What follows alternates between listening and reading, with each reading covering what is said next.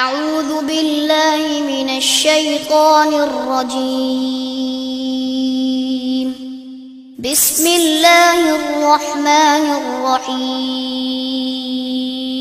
إن الحمد لله نحمده ونستعينه ونستغفره ونعوذ بالله من شرور أنفسنا ومن سيئات أعمالنا من يهده الله فلا مضل له ومن يضلل فلا هادي له وأشهد أن لا إله إلا الله وحده لا شريك له وأشهد أن محمدا عبده ورسوله يا أيها الذين آمنوا اتقوا الله حق تقاته ولا تموتن إلا وأنتم مسلمون يا أيها الناس اتقوا ربكم الذي خلقكم من نفس واحدة وخلق منها زوجها وبث منهما رجالا كثيرا ونساء واتقوا الله الذي تساءلون به والأرحام إن الله كان عليكم رقيبا يا أيها الذين آمنوا اتقوا الله وقولوا قولا سديدا يصلح لكم أعمالكم ويغفر لكم ذنوبكم ومن يطع الله ورسوله فقد فاز فوزا عظيما أما بعد فإن خير الحديث كتاب الله وخير الهدي هدي محمد صلى الله عليه وسلم وشر الأمور محدثاتها وكل محدثة بدعة وكل بدعة ضلالة وكل ضلالة في النار.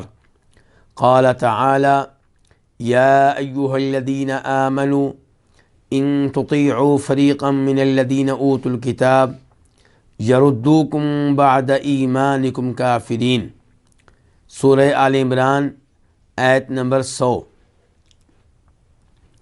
اللہ تعالیٰ فرماتے ہیں اس آیت کریمہ میں، اے وہ لوگو جو ایمان لائے ہیں، اگر تم اطاعت کرو گے، بات مانو گے ان لوگوں میں سے ایک گروہ کی جنہیں کتاب دی گئی، تو وہ تمہیں تمہارے ایمان کے بعد کافر بنا دیں گے۔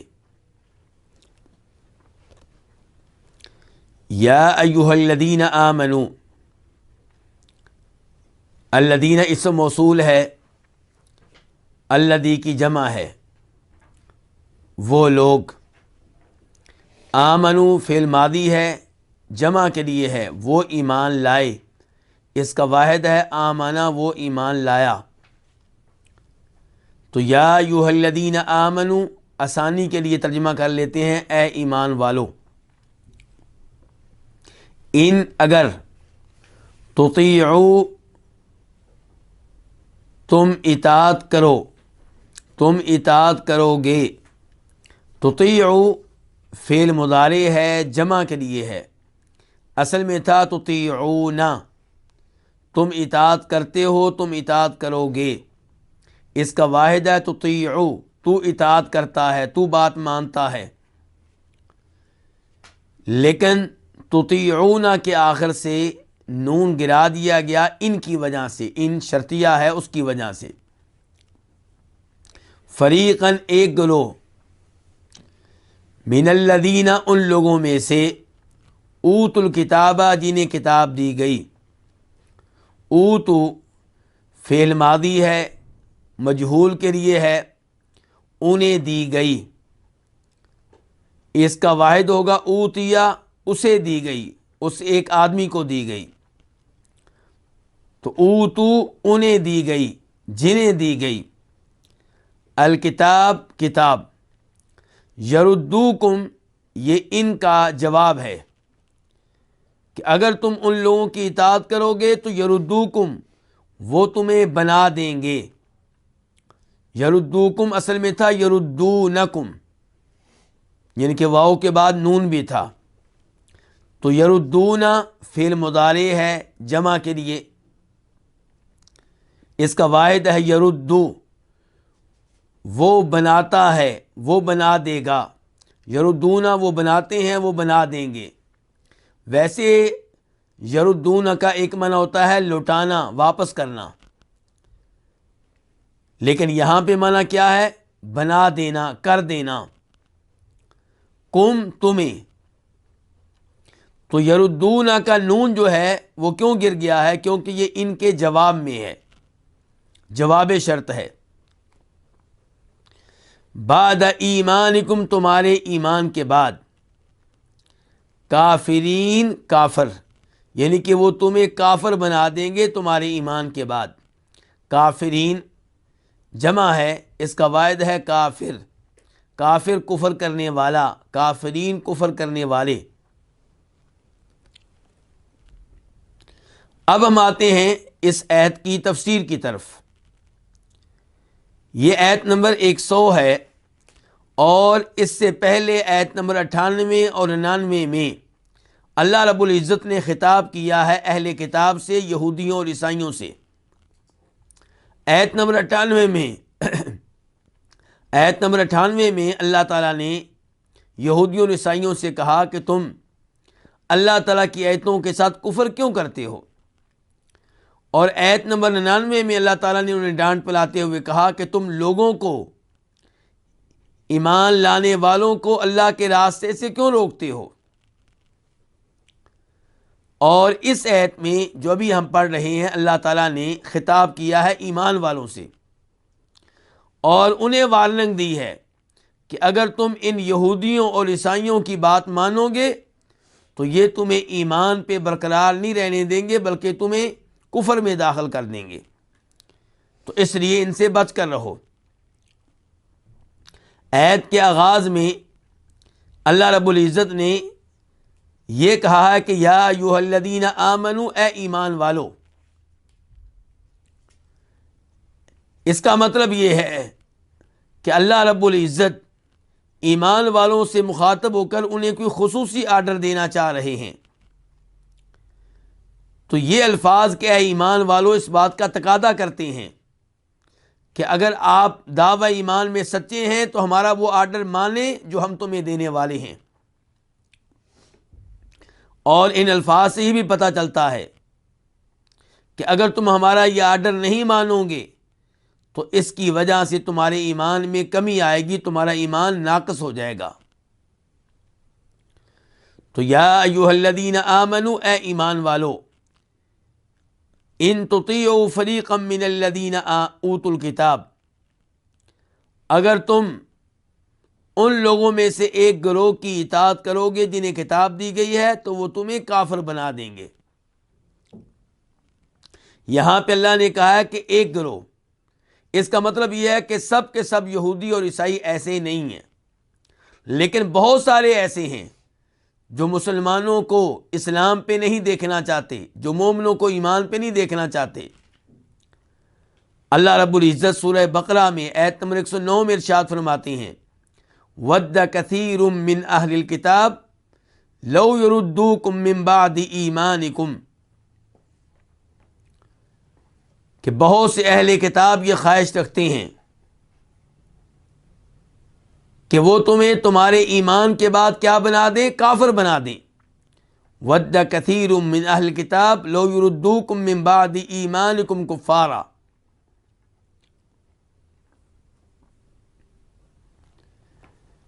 تو اللہ رب العزت نے سورہ بقرہ میں کہا ہے کہ بہت سے اہل کتاب، وہاں پہ بھی اللہ نے یہ نہیں کہا کہ سارے کے سارے ایسا چاہتے ہیں، سارے کے سارے ایسی خواہش رکھتے ہیں، لیکن یہ معلوم ہو گیا کہ ان میں سے بہت سارے ایسے ہیں جو خواہش رکھتے ہیں۔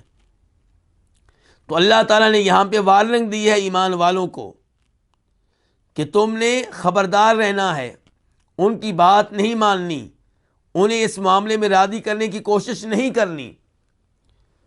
اللہ تعالیٰ فرماتے ہیں سورہ بقرہ میں آیت نمبر 120 میں وَلَن تَرْضَىٰ عَنْكَ الْيَهُودُ وَلَا النَّصَارَىٰ حَتَّىٰ تَتَّبِعَ مِلَّتَهُمْ، کہ آپ سے یہودی اور عیسائی کبھی راضی نہیں ہوں گے جب تک کہ آپ ان کا دین اختیار نہ کر لیں، جب تک کہ آپ یہودی اور عیسائی نہ بن جائیں۔ اس کے بعد اللہ تعالیٰ کہتے ہیں وَلَئِنِ اتَّبَعْتَ أَهْوَاءَهُمْ، اگر آپ ان کی ایسی خواہشات کی پیروی کریں گے، ان کی ایسی خواہشات کو پورا کرنے کی کوشش کریں گے، بعد الذی جاءک من العلم، علم آ جانے کے بعد، تو ما لک من اللہ من ولی ولا نصیر، تو پھر اللہ تعالیٰ سے آپ کو بچانے والا کوئی نہیں ہوگا۔ تو ان تمام آیات کا خلاصہ اور مفہوم یہ ہے کہ مسلمان یہودیوں اور عیسائیوں سے بچ کر رہیں اور ان کی باتیں ماننے سے، ان کے آرڈرز کی تعمیل کرنے سے، ان کی خواہشات کی تعمیل کرنے سے گریز کریں۔ اگر مسلمان انہیں راضی کرنے کی کوششوں میں لگ گئے تو رزلٹ کیا نکلے گا، نتیجہ کیا نکلے گا کہ وہ مسلمانوں کو اسلام کی دولت سے، ایمان کی دولت سے محروم کر دیں گے۔ یہاں پہ اللہ نے کہا ہے کہ یردوکم بعد ایمانکم کافرین، وہ تمہیں تمہارے ایمان لانے کے بعد کافر بنا دیں گے۔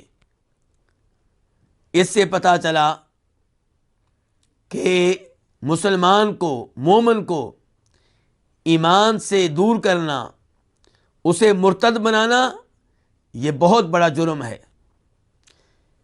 کسی ایسے شخص کو جو مسلمان ہونا چاہتا ہے، ایمان سے روکنا، اسلام سے روکنا، یہ بھی بہت بڑا جرم ہے، لیکن جو پہلے سے اسلام پہ ہے اسے کافر بنانا، اسلام کی دولت سے محروم کرنے کی کوشش کرنا، یہ زیادہ بڑا جرم ہے۔ اور اللہ رب العزت نے سورہ آل عمران آیت نمبر 72 میں وعدے کیا ہے کہ کافر عملی طور پہ ایسی کوششوں میں لگے رہتے ہیں کہ مسلمان دین اسلام ترک کر دیں اور مرتد ہو جائیں۔ چنانچہ اللہ تعالیٰ فرماتے ہیں وَقَالَتْ طَائِفَةٌ مِّنْ أَهْلِ الْكِتَابِ آمِنُوا بِالَّذِي أُنزِلَ عَلَى الَّذِينَ آمَنُوا وَجْهَ النَّهَارِ وَاكْفُرُوا آخِرَهُ لَعَلَّهُمْ يَرْجِعُونَ کہ یہودیوں اور عیسائیوں میں سے ایک گروہ نے کہا، اپنے لوگوں سے کہا، اپنے عیسائیوں سے کہا، اپنے یہودیوں سے کہا کہ تم لوگ دین کے ابتدائی حصے میں ایمان لے آؤ، سارا دن مسلمانوں کے ساتھ رہو، اور دن کے آخری حصے میں دین اسلام کو ترک کرنے کا اعلان کر دو۔ فائدہ کیا ہوگا کہ جو کمزور ایمان والے ہوں گے وہ بھی تمہارے ساتھ دین اسلام کو ترک کرنے کا اعلان کر دیں گے اور وہ بھی کفر کی راہ اختیار کر لیں گے۔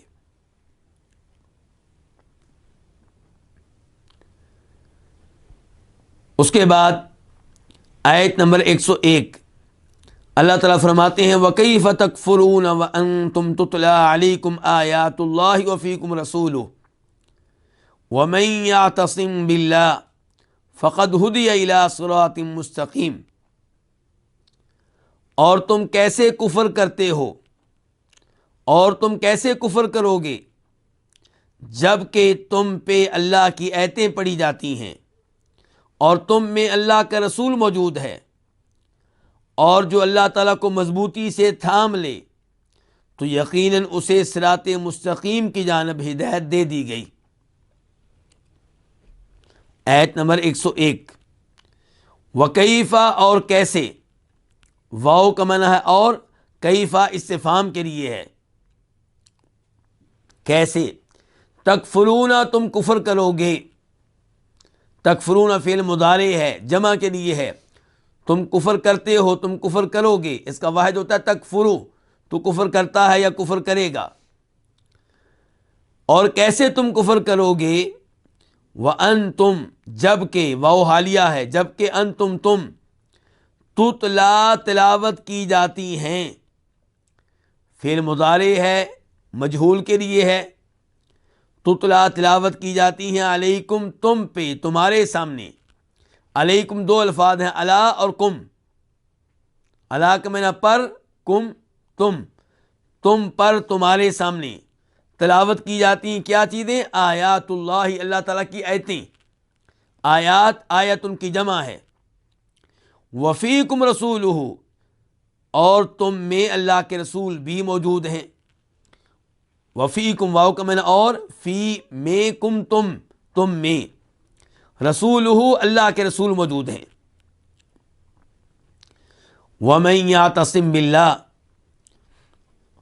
اور جو من شرطیہ ہے، اور جو یعتصم تھام لے، مضبوطی سے پکڑ لے، باللہ اللہ تعالیٰ کو، باللہ اصل میں کیا ہے، با الگ ہے، اللہ الگ ہے، لفظ اللہ الگ ہے، اور جو مضبوطی سے تھام لے اللہ تعالیٰ کو، فقد تو یقیناً، فا کا معنی تو، فا جو ہے من کے جواب میں ہے، اور قد تاکید کے لیے ہے، اس کا معنی کیا ہوگا؟ یقیناً، تحقیق، بے شک۔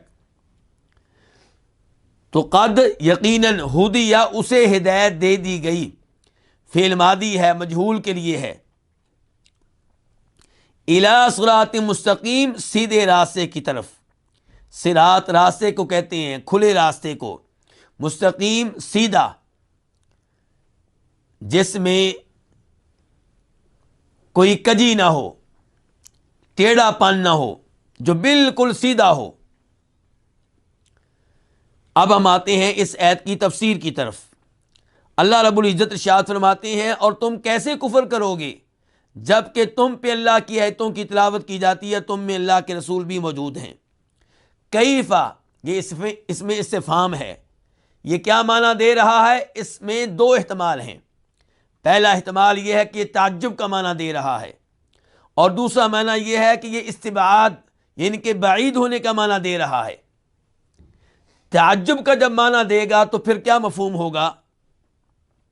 پھر مفہوم یہ ہوگا کہ اللہ رب العزت تعجب کر رہے ہیں ان مسلمانوں پہ جو کفر کی طرف مائل ہو رہے ہیں۔ اللہ تعالیٰ کہہ رہے ہیں کہ تم کفر کی طرف کیسے مائل ہو رہے ہو، کفر کو کیسے اختیار کرو گے، دین اسلام کو کیسے ترک کرو گے، جبکہ صبح و شام تمہارے سامنے اللہ کی آیتیں پڑھی جاتی ہیں، تمہیں اللہ کا کلام سنایا جاتا ہے، اور جبکہ تم میں اللہ کے رسول موجود ہیں جو تمہاری رہنمائی کرتے ہیں، تمہیں سیدھا راستہ دکھاتے ہیں، تمہیں گمراہی سے روکتے ہیں۔ تو اللہ تعالیٰ کی آیتوں کی تلاوت ہونے کے باوجود اور نبی صلی اللہ علیہ وسلم کی موجودگی کے باوجود تمہارا دین اسلام ترک کرنا، کفر اختیار کرنا، یہ بہت ہی عجیب بات ہے۔ دوسرا احتمال یہ ہے کہ کیفا کا معنی کیا ہے؟ استبعاد کا، بعید ہونے کا، کہ یہ بات بعید ہے کہ اے مسلمانوں تم کفر اختیار کرو۔ کیوں بعید ہے؟ اس لیے کہ تمہارے سامنے اللہ کی آیتوں کی تلاوت کی جاتی ہے، اور اس لیے کہ تم میں اللہ کے رسول موجود ہیں۔ تو اس دوسرے احتمال کا مطلب یہ ہوگا کہ اللہ رب العزت اہل کتاب کو پیغام دے رہے ہیں، یہودیوں اور عیسائیوں کو پیغام دے رہے ہیں کہ یہ امیدیں ترک کر دو کہ مسلمان تمہاری بات مان لیں گے اور مرتد ہو جائیں گے، دین اسلام کو ترک کر دیں گے۔ یہ بعید ہے کہ تمہاری وہ بات مانیں۔ کیوں؟ کیونکہ ان کے پاس دو بڑی عظیم نعمتیں ہیں، ایک اللہ کا کلام اور ایک نبی صلی اللہ علیہ وسلم۔ جیسا کہ مشہور و معروف تابعی اور مفسر قتادہ کہتے ہیں کہ مسلمانوں کے پاس دو چیزیں ہیں، ایک اللہ تعالیٰ کی کتاب اور ایک اللہ کے رسول صلی اللہ علیہ وسلم، یعنی کہ ان دونوں کی موجودگی میں ان کا گمراہ ہو جانا، ان کا کفر اختیار کر لینا، یہ بعید ہے، یہ ممکن نہیں ہے۔ تو اللہ تعالیٰ کہہ رہے ہیں کہ یہ بات بعید ہے مسلمانوں کہ تم کفر اختیار کرو جب کہ تم پہ اللہ کی آیتیں تلاوت کی جاتی ہیں۔ تلاوت کون کرتے ہیں؟ نبی صلی اللہ علیہ وسلم، اور اللہ کے رسول موجود ہیں، یعنی کہ وہ حیات ہیں، زندہ ہیں، مسلمانوں کے پاس جاتے ہیں، ان کی مجالس میں بیٹھتے ہیں، مسلمانوں کو آپ اپنی مجالس میں بٹھاتے ہیں، بیمار مسلمانوں کی عیادت کرتے ہیں، جو غلطی کر رہا اسے خبردار کرتے ہیں، اسے وارننگ دیتے ہیں۔ تو ان حالات میں مسلمانوں کا کفر اختیار کرنا یہ بعید ہے۔ وَمَن يَعْتَصِم بِاللَّهِ، اور جو اللہ تعالیٰ کو مضبوطی سے تھام لے۔ اللہ کو مضبوطی سے تھام لے، اس کا کیا مطلب ہے؟ یعنی کہ اللہ ہی کی عبادت کرے، کسی اور کی عبادت نہ کرے۔ اللہ کو مضبوطی سے تھام لے، اس کا مطلب یہ ہے کہ اللہ ہی سے مدد مانگے۔ اللہ کو مضبوطی سے تھام لے، اس کا مطلب یہ ہے کہ اللہ ہی پہ توکل کرے، اللہ ہی پہ اعتماد کرے، اللہ ہی پہ بھروسہ رکھے۔ تو جو اللہ کو مضبوطی سے تھام لے، فقد ہدی الی صراط مستقیم، تو یقیناً اسے سیدھے راستے کی جانب ہدایت دے دی گئی۔ سیدھے راستے سے یہاں پہ کون سا راستہ مراد ہے؟ اللہ کا دین، دین اسلام، یہ صراط مستقیم ہے، اس میں کسی قسم کی کجی نہیں ہے۔ یہ راستہ سیدھا ہے اور جنت میں لے کر جاتا ہے، یہ راستہ سیدھا ہے اور اللہ تک پہنچاتا ہے۔ یہ راستہ اس لحاظ سے بھی سیدھا ہے کہ اس میں ہر ایک کو اس کا وہ حق دیا گیا ہے جو اس کا بنتا ہے۔ اس میں اللہ کو حقوق دیے گئے ہیں، اس میں اللہ کے حقوق بتائے گئے ہیں، اس میں نبی صلی اللہ علیہ وسلم کے حقوق بتائے گئے ہیں، اس میں ماں باپ کے حقوق بتائے گئے ہیں، اس میں پڑوسیوں کے حقوق بتائے گئے ہیں، اس میں رشتہ داروں کے حقوق بتائے گئے ہیں۔ فَآتِ كُلَّ ذِي حَقٍّ حَقًّا، جیسا کہ کہا تھا نبی صلی اللہ علیہ وسلم نے جناب ابو درداء رضی اللہ تعالیٰ عنہ سے کہ ہر ایک کو اس کا حق دو۔ تو دین اسلام بہت ہی عمدہ دین ہے جو ہر ایک کو اس کا حق دیتا ہے، حتیٰ کہ انسان کے جسم کو اس کے جسم کے حقوق دیتا ہے، انسان کی آنکھ کو بھی حق دیتا ہے۔ تو وَمَن يَعْتَصِم بِاللَّهِ، جو اللہ تعالیٰ کو مضبوطی سے تھام لے تو یقیناً اسے صراط مستقیم کی جانب ہدایت دے دی گئی۔ ہدایت دو طرح کی ہوتی ہے، ایک ہدایت ارشاد اور ایک ہدایت توفیق۔ ہدایت ارشاد سے مراد رہنمائی کر دینا، سیدھا راستہ دکھا دینا، خیر کے کام بتا دینا اور برائی کے بارے میں بھی بتا دینا تاکہ لوگ اس سے بچ جائیں اور خبردار رہیں۔ اور ایک ہے کسی کو دین اسلام قبول کرنے کی توفیق دے دینا۔ تو یہاں پہ دونوں طرح کی ہدایت مراد ہے کہ جو اللہ تعالیٰ کو مضبوطی سے تھام لے گا یقیناً اسے ہدایت ارشاد بھی ملے گی۔ مثال کے طور پہ وہ اللہ کے کلام کو مضبوطی سے تھام لے تو اللہ کا کلام اسے ہدایت دے گا، اس کی رہنمائی کرے گا اور اسے ہدایت توفیق بھی مل جائے گی، کیونکہ اس نے اللہ کو مضبوطی سے تھام لیا ہے، اس نے اللہ کے ساتھ اپنا رابطہ مضبوط بنا لیا ہے، وہ اللہ تعالیٰ کے ساتھ جڑ گیا ہے، وہ اللہ پہ توکل کرتا ہے، وہ اللہ سے مدد مانگتا ہے۔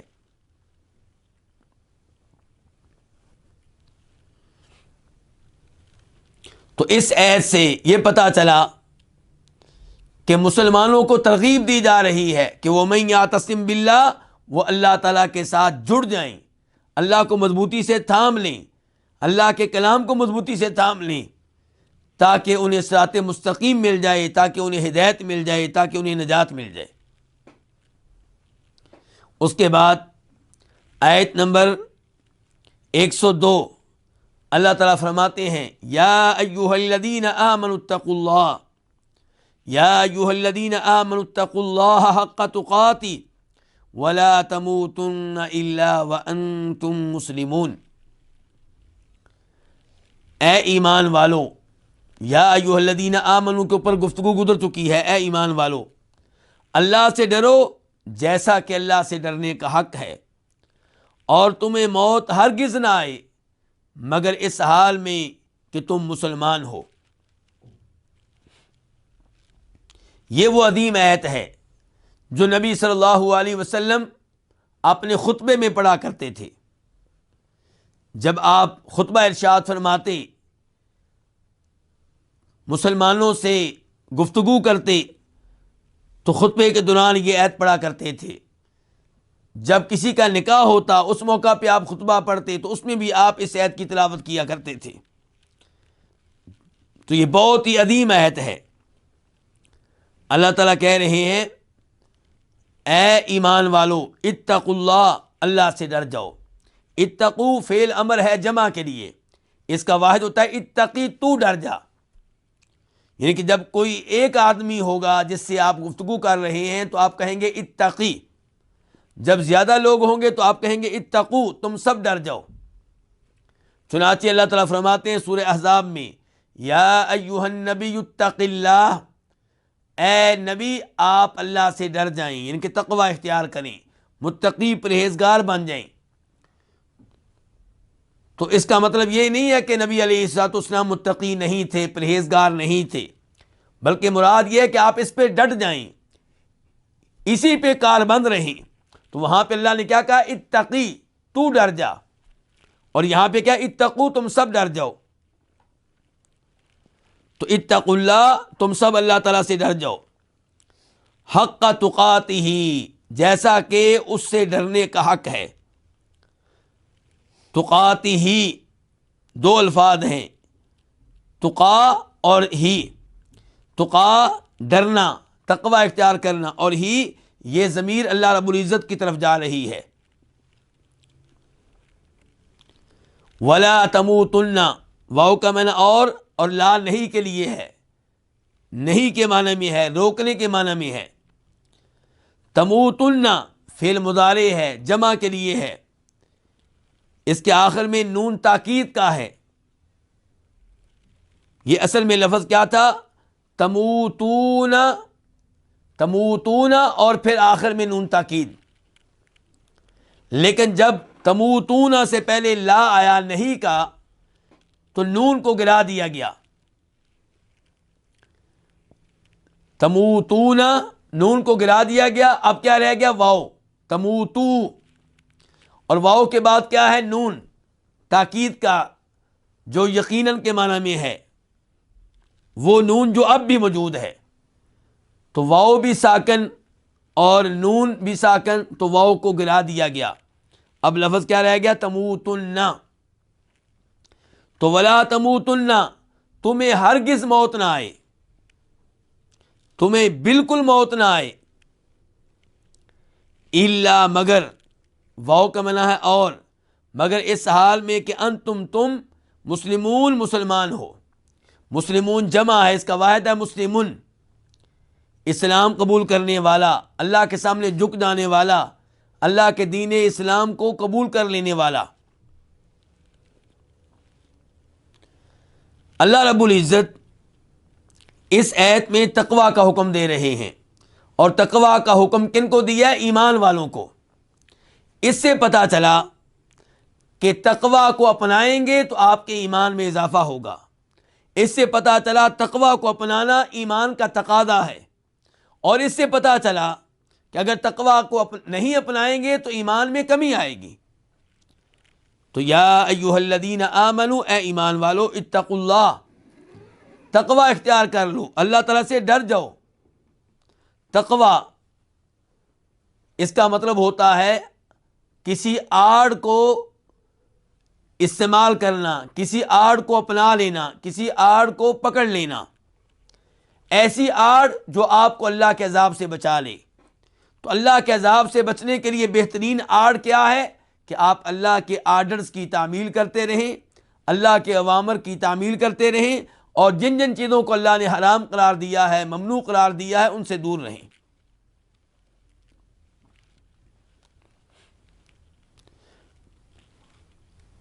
تقوی کے بارے میں اللہ رب العزت نے قرآن حکیم میں بار بار حکم دیا ہے، بلکہ اللہ تعالیٰ فرماتے ہیں سورہ نساء میں کہ وَلَقَدْ وَصَّيْنَا الَّذِينَ أُوتُوا الْكِتَابَ مِن قَبْلِكُمْ وَإِيَّاكُمْ أَنِ اتَّقُوا اللَّهَ، کہ ہم نے اہل کتاب کو، یہودیوں اور عیسائیوں کو وصیت کی تھی، اور تمہیں بھی وصیت کرتے ہیں کہ اللہ سے ڈرتے رہو، متقی بن جاؤ، تقوی اختیار کرو۔ اللہ سے ڈرو جیسے اللہ سے ڈرنے کا حق ہے، متقی ایسے بن جاؤ جیسے متقی بننے کا حق ہے۔ ان الفاظ کی تفسیر میں جناب عبداللہ بن مسعود کہتے ہیں کہ ان یطاع فلا یعصى، کہ اللہ تعالیٰ کی اطاعت کی جائے، نافرمانی بالکل نہ کی جائے۔ وَأَن يُذْكَرَ فَلَا يُنْسَى، اللہ کو یاد رکھا جائے، اللہ کا ذکر کیا جائے اور اسے بلایا نہ جائے۔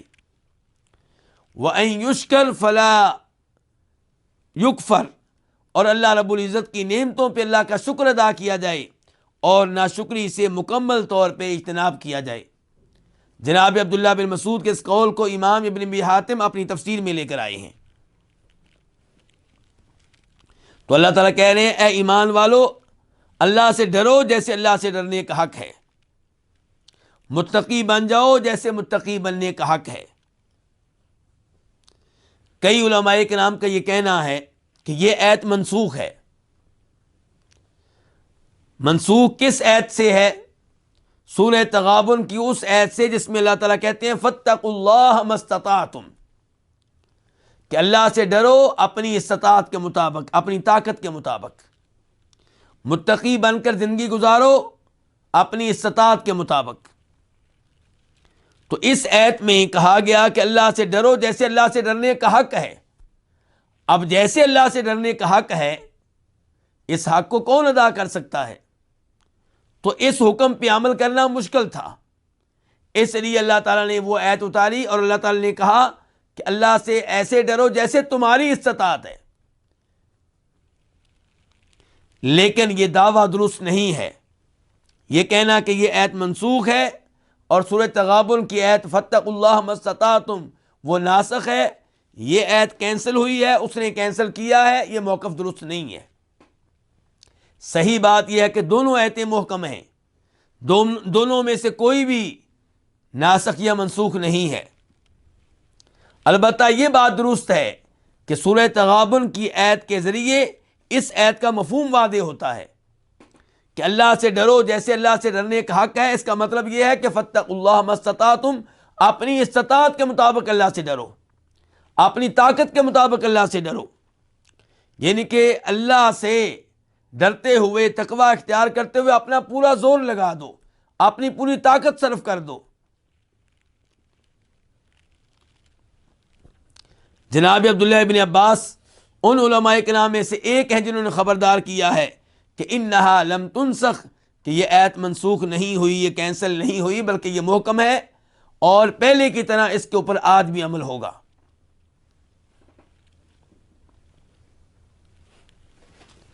تو اللہ تعالیٰ کہتے ہیں اے ایمان والو، تم تقوی اختیار کرو جیسا کہ تقوی اختیار کرنے کا حق ہے۔ اس کے بعد اللہ تعالیٰ کہتے ہیں وَلَا تَمُوتُنَّ إِلَّا وَأَنْتُمْ مُسْلِمُونَ، اور تمہیں موت نہ آئے مگر اس حال میں کہ تم مسلمان ہو۔ یہاں پہ ایک سوال یہ پیدا ہوتا ہے کہ کیا موت انسان کے اختیار میں ہے؟ کہ اللہ تعالیٰ کہہ رہے ہیں کہ تمہیں موت نہ آئے مگر اس حال میں کہ تم مسلمان ہو۔ جواب یہ ہے کہ موت انسان کے اختیار میں نہیں ہے، موت اللہ کے اختیار میں ہے۔ تو پھر ان الفاظ کے ذریعے پیغام کیا دیا جا رہا ہے؟ پیغام یہ دیا جا رہا ہے کہ جب موت تمہارے اختیار میں نہیں ہے، تمہیں معلوم نہیں ہے کہ موت کب آئے گی، تو اس کا مطلب یہ ہے کہ تم ہر وقت موت کے استقبال کے لیے تیار رہا کرو۔ موت جب بھی آئے تمہیں اسلام کی حالت میں پائے، موت جب بھی آئے تمہیں اللہ کی اطاعت میں پائے، موت جب بھی آئے تمہیں توبہ و استغفار کی حالت اور کیفیت میں پائے۔ فرمایا وَلَا تَمُوتُنَّ إِلَّا وَأَنْتُمْ مُسْلِمُونَ، کہ تمہیں جب بھی موت آئے اسلام کی حالت میں آئے۔ اس سے یہ بھی پتہ چلا کہ انسان کو اپنے خاتمے کی فکر کرنی چاہیے کہ اس کا خاتمہ اسلام پہ ہو، ایمان پہ ہو، اور نجات کا دار و مدار خاتمے پہ ہے۔ اگر ایک انسان پوری زندگی نیک اعمال سر انجام دیتا ہے لیکن آخری وقت میں کفر اختیار کر لیتا ہے تو اسے زندگی بھر کی نیکیوں کا کوئی فائدہ نہیں ہوگا۔ اور ایک آدمی پوری زندگی گناہ کرتا رہتا ہے لیکن آخری وقت میں توبہ کر لیتا ہے، کلمہ پڑھ لیتا ہے، مسلمان ہو جاتا ہے، تو یقیناً اس کا خاتمہ ایمان پہ ہو رہا ہے اور وہ ان لوگوں میں سے ہوگا جسے اللہ کے فضل و کرم سے جنت میں جگہ ملے گی۔ اس لیے ہم میں سے ہر ایک کو اپنے خاتمے کی فکر کرنی چاہیے اور اس کے لیے دعائیں کرنی چاہیے۔ نبی صلی اللہ علیہ وسلم دعا کیا کرتے تھے یا مقلب القلوب ثبت قلبی علی دینک، اے دلوں کو پھیرنے والے میرے دل کو اپنے دین پہ قائم و دائم رکھنا۔ جناب یوسف علیہ السلام دعا کر رہے ہیں جیسا کہ سورہ یوسف میں یہ دعا آئی ہے توفنی مسلمہ والحقنی بالصالحین، اے اللہ جب مجھے موت دینا تو اسلام کی حالت میں دینا اور مجھے نیک لوگوں کے ساتھ رکھنا، نیک لوگوں میں شامل کر دینا۔ تو ان دعاؤں سے، ان احادیث سے، ان آیات سے آپ اندازہ لگا سکتے ہیں کہ انسان کو اپنے خاتمے کی فکر کرنی چاہیے کہ اس کا خاتمہ ایمان پہ ہو، اسلام پہ ہو، توحید کے اوپر ہو۔ اس کے بعد آیت نمبر 103 اللہ تعالیٰ فرماتے ہیں وَاعْتَصِمُوا بِحَبْلِ اللَّهِ جَمِيعًا وَلَا تَفَرَّقُوا وَاذْكُرُوا نِعْمَةَ اللَّهِ عَلَيْكُمْ إِذْ كُنْتُمْ أَعْدَاءً فَأَلَّفَ بَيْنَ قُلُوبِكُمْ فَأَصْبَحْتُمْ بِنِعْمَتِهِ إِخْوَانًا وَكُنْتُمْ عَلَى شَفَا حُفْرَةٍ مِّنَ النَّارِ فَأَنْقَذَكُم مِّنْهَا كَذَلِكَ يُبَيِّنُ اللَّهُ لَكُمْ آيَاتِهِ لَعَلَّكُمْ تَهْتَدُونَ۔ اور تم اللہ کی رسی کو مل کر تھام لو، تم جدا جدا نہ ہو جاؤ، اور یاد کرو اللہ کی نعمت کو جو تمہارے اوپر ہے۔ جب تم دشمن تھے تو اس نے تمہارے دلوں کو جوڑ دیا، تو تم اس کی نعمت سے بھائی بھائی ہو گئے، اور تم آگ کے گڑھے کے کنارے پہ تھے تو اللہ نے تمہیں اس سے بچا لیا۔ اسی طرح اللہ تعالیٰ تمہارے لیے اپنی آیتیں وعدے کرتا ہے تاکہ تم ہدایت پا جاؤ۔ وَاعْتَصِمُوا، واو کا معنی ہے اور اعتصموا فعل امر ہے جمع کے لیے، تم تھام لو، مضبوطی سے پکڑ لو۔ اس کا واحد کیا؟ اعتصم، تو تھام لے، تو مضبوطی سے پکڑ لے، بحبل اللہ، اللہ کی رسی کو، جمیعاً، یہ حال ہے اعتصموا سے کہ تم سب مل کر تھام لو اللہ کی رسی کو۔ ولا تفرقوا، واو اور کے معنی میں ہے، لا نہیں کے لیے ہے، اور نہ، تفرقوا اصل میں تھا تتفرقون، آخر میں نون بھی تھا اور شروع میں ایک اور تا تھی، تو جب دو تا جمع ہو گئی تو ان دو تاؤں میں سے ایک کو گرا دیا گیا، اور نون گر گیا ہے لا کی وجہ سے۔ معنی کیا ہے؟ ولا تتفرقوا، اور تم جدا جدا نہ ہو جاؤ۔ وَاذْكُرُوا نِعْمَةَ اللَّهِ عَلَيْكُمْ، واو کا معنی ہے اور، اذکروا فعل امر ہے جمع کے لیے، تم یاد کرو، اس کا واحد ہے اذکر، تو یاد کر، نعمت اللہ، اللہ کی نعمت کو، علیکم جو تمہارے اوپر ہے۔ علیکم دو الفاظ ہیں، علی اور کم۔ علی کا معنی پر، کم تمہارے، اذ جب، کنتم تم تھے، فعل ماضی ہے جمع کے لیے، اس کا واحد ہوتا ہے کنتا، تو تھا، اعداء دشمن، اعداء جمع ہے عدوٌ کی، عدوٌ ایک دشمن کو کہتے ہیں۔ فَأَلَّفَ، تو، فا الگ ہے، الف الگ ہے، فا کا معنی ہو گیا تو، اور الف فعل ماضی ہے واحد کے لیے، اس نے جوڑ دیا، اس نے جمع کر دیا، بین قلوبکم تمہارے دلوں کو، قلوب قلب ان کی جمع ہے، بین کا معنی ہے بیچ، درمیان، کم قلوبکم، کم تمہارے، یعنی کہ اس نے تمہارے دلوں کے درمیان جمع کر دیا، مراد یہ ہے کہ تمہارے دلوں کو جمع کر دیا، تمہارے دلوں کو جوڑ دیا۔ فَأَصْبَحْتُمْ، تو تم ہو گئے، فا الگ ہے، اصبحتم الگ ہے، اصبحتم تم ہو گئے، فعل ماضی ہے جمع کے لیے، اس کا واحد ہوگا اصبحت، تو ہو گیا۔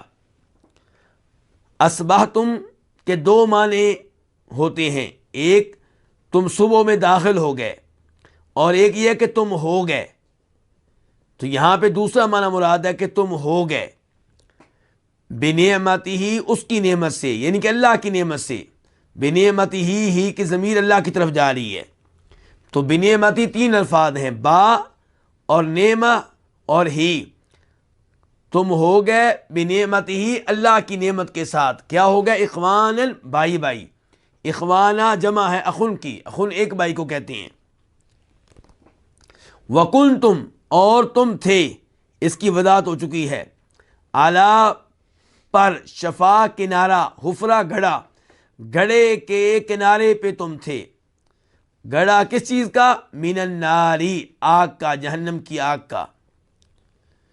فَأَنْقَذَكُمْ، تین الفاظ ہیں، فا انقذ اور کم، فا کا معنی ہے تو، انقذ فعل ماضی ہے واحد کے لیے، اس نے بچایا، کم تمہیں، منہا اس سے، دو الفاظ ہیں، من اور ہا، اس سے، کس سے؟ جہنم کی آگ سے، جہنم کی آگ سے، جہنم کی آگ کے گڑھے سے۔ کذالک، اسی طرح، کذالک اصل میں کیا ہے؟ کاف الگ ہے، ذالک الگ ہے، اس کی طرح، اسی طرح، یبینُ واضح کرتا ہے، فعل مضارع ہے واحد کے لیے، اللہ تعالیٰ لکم تمہارے لیے، لام الگ ہے، کم الگ ہے، تمہارے لیے، تمہارے واسطے وعدے کرتا ہے اللہ تعالیٰ آیات ہی اپنی آیتیں، آیات آیت ان کی جمع ہے، لعلکم تاکہ تم، لعل یہ تعلیل کے لیے ہے، تاکہ تم تہتدون ہدایت پا جاؤ، پھر مضارع ہے جمع کے لیے ہے، اس کا واحد ہوگا تہتدی، تو ہدایت پاتا ہے یا ہدایت پائے گا، تہتدون تم ہدایت پاتے ہو یا ہدایت پاؤ گے، لعلکم تہتدون تاکہ تم ہدایت پا جاؤ۔ اب ہم آتے ہیں اس آیت نمبر 103 کی تفسیر کی طرف۔ اللہ تعالیٰ کہتے ہیں وَاعْتَصِمُوا، اور تم مضبوطی سے تھام لو اللہ کی رسی کو، جمیعاً سب مل کر۔ اس سے پتہ چلا کہ مسلمانوں پہ واجب ہے کہ وہ جمع ہو جائیں، متحد ہو جائیں، لیکن اتحاد کس چیز پہ ہوگا؟ اللہ کی رسی پہ، قرآن پہ۔ حبل اللہ سے مراد کیا ہے؟ اللہ کی رسی، جیسا کہ عبداللہ بن مسعود وعدے کرتے ہیں کہ حبل اللہ، اللہ کی رسی، اس سے مراد ہے قرآن۔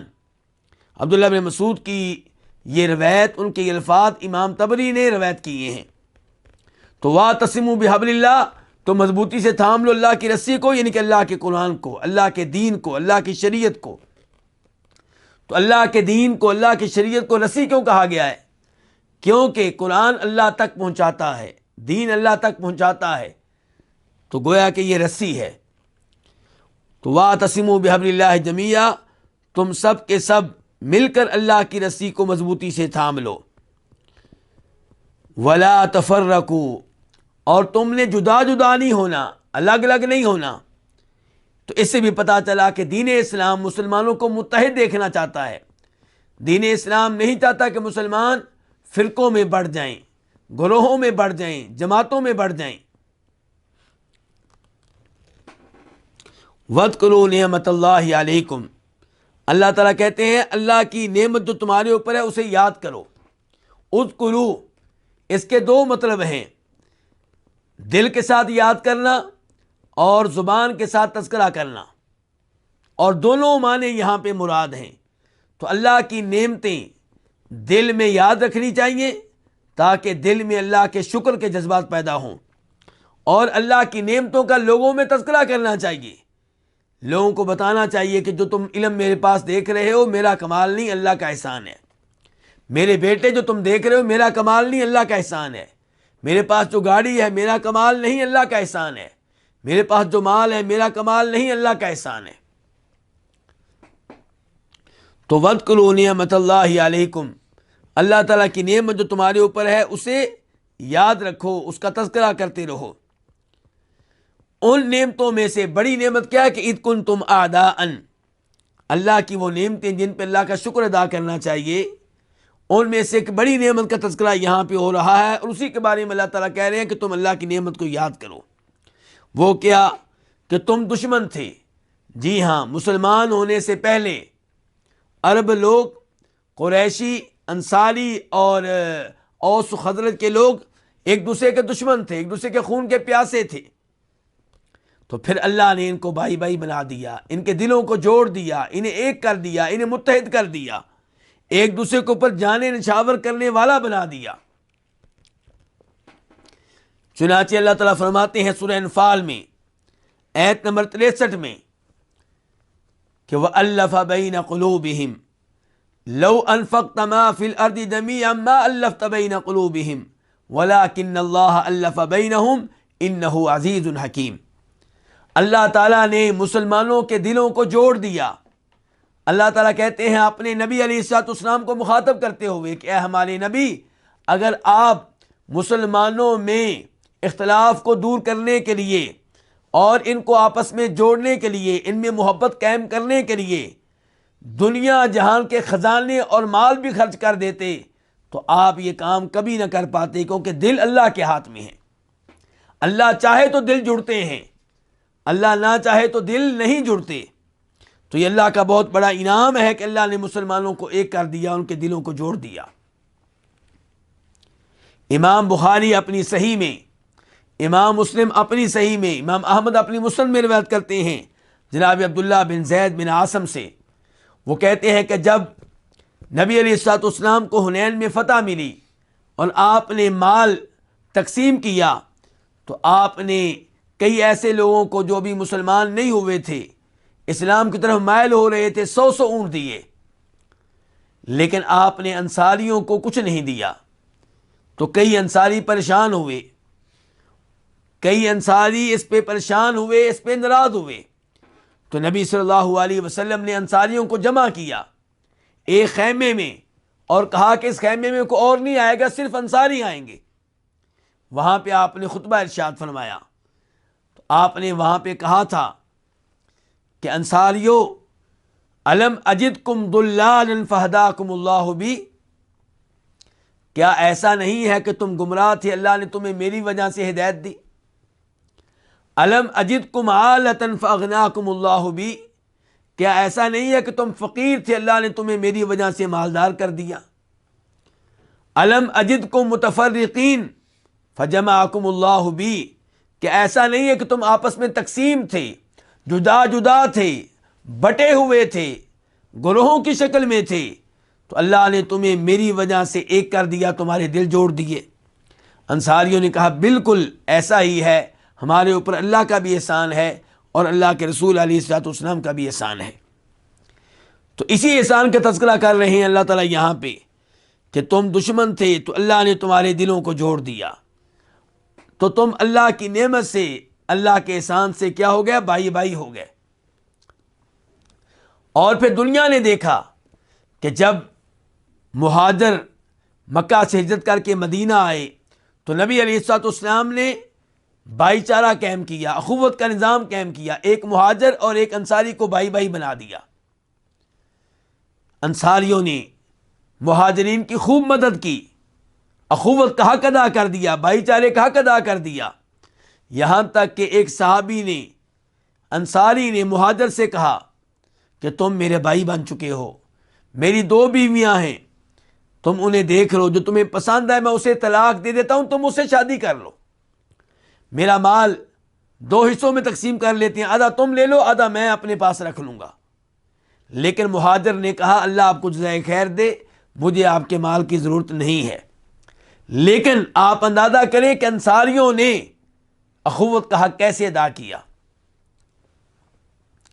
اللہ تعالیٰ فرماتے ہیں کہ تم اللہ کے احسان سے بھائی بن گئے۔ کون سے بھائی؟ دین کے لحاظ سے بھائی۔ وَكُنْتُمْ عَلَىٰ شَفَا حُفْرَةٍ مِّنَ النَّارِ، پہلے اللہ نے تذکرہ کیا ہے اپنے معاشرتی انعام اور احسان کا کہ اللہ نے ان لوگوں کو جو آپس میں دشمن تھے بھائی بھائی بنا دیا۔ اب اللہ تذکرہ کر رہے ہیں دینی احسان کا، اور وہ یہ کہ تم لوگ جہنم کی آگ کے گڑھے کے کنارے پہ تھے۔ کس لیے؟ شرک کی وجہ سے، کفر کی وجہ سے۔ اگر تمہیں موت آ جاتی اسی حالت میں تم سیدھا جہنم میں جاتے، لیکن اللہ نے تمہیں بچا لیا اس سے۔ کس کے ذریعے بچایا؟ قرآن کے ذریعے بچایا، نبی علیہ الصلوۃ والسلام کے ذریعے بچایا۔ تو یہ اللہ تعالیٰ کا دوسرا بڑا احسان ہے۔ اللہ تعالیٰ کہتے ہیں کذالک یبین اللہ لکم آیاتہ، اسی طرح اللہ تعالیٰ تمہارے لیے اپنی آیتیں وعدے کرتا ہے، جیسے اللہ نے یہاں پہ وعدے کیے ایسے ہی اللہ تعالیٰ وعدے کرتا ہے، تاکہ تمہیں ہدایت مل جائے، تاکہ تم ہدایت پا جاؤ۔ ان آخری الفاظ سے پتہ چلا کہ بغیر کسی دلیل کے قرآن کریم میں آنے والی اللہ کی صفات کی تعویل کرنا، ان کا معنی حقیقت کی بجائے مجاز پہ محمول کرنا بالکل غلط ہے، کیونکہ اللہ تعالیٰ کہتے ہیں کہ میں نے اپنی آیتیں وعدے کی ہیں۔ تو اگر ہم یہ کہیں کہ اللہ تعالیٰ جب قرآن میں کہیں کہ میرے ہاتھ ہیں تو مراد اللہ کے ہاتھ نہیں بلکہ اللہ کی قدرت ہے، اس کا مطلب یہ ہے کہ اللہ نے اپنے قرآن کو وعدے نہیں کیا، اپنی آیتوں کو وعدے نہیں کیا، جبکہ اللہ تعالیٰ تو کہنے میں نے وعدے کر دیا ہے۔ جب اللہ تعالیٰ قرآن حکیم میں تذکرہ کریں اپنی دیگر صفات کا اور ہم انہیں ظاہر پہ محمول کرنے کی بجائے، حقیقت پہ محمول کرنے کی بجائے ان کی تعویل کریں، تحریف سے کام لیں، تو ہم یہ کہنا چاہتے ہیں کہ نعوذ باللہ اللہ نے اپنا کلام وعدے نہیں کیا۔ تو حق یہ ہے کہ اللہ کا کلام وعدے ہے، اس لیے اللہ کے کلام کو حقیقت پہ اور ظاہر پہ محمول کرنا چاہیے، جب تک دلیل نہ ملے تاویل سے گریز کرنا چاہیے۔ اللہ رب العزت سے دعا ہے کہ اللہ تعالیٰ ہمیں قرآن حکیم صحیح معنوں میں سمجھنے کی توفیق عنایت فرمائے۔ اور یہ جو آخر میں ہدایت کا تذکرہ ہے تو یہ دونوں طرح کی ہدایت ہے، لعلکم تہتدون، ہدایت ارشاد بھی، ہدایت توفیق بھی۔ جب تم اللہ کا کلام پڑھو گے تو رہنمائی بھی ملے گی، اور اس کی برکت سے اللہ پھر ہدایت کو قبول کرنے کی توفیق بھی دے گا۔ اللہ تعالی ہم سب کو ہدایت قبول کرنے کی توفیق دے۔ اللہ تعالی ہر طرح کی گمراہی سے، کفر و شرک سے محفوظ رکھے۔ وآخر دعوانا الحمدللہ رب العالمین۔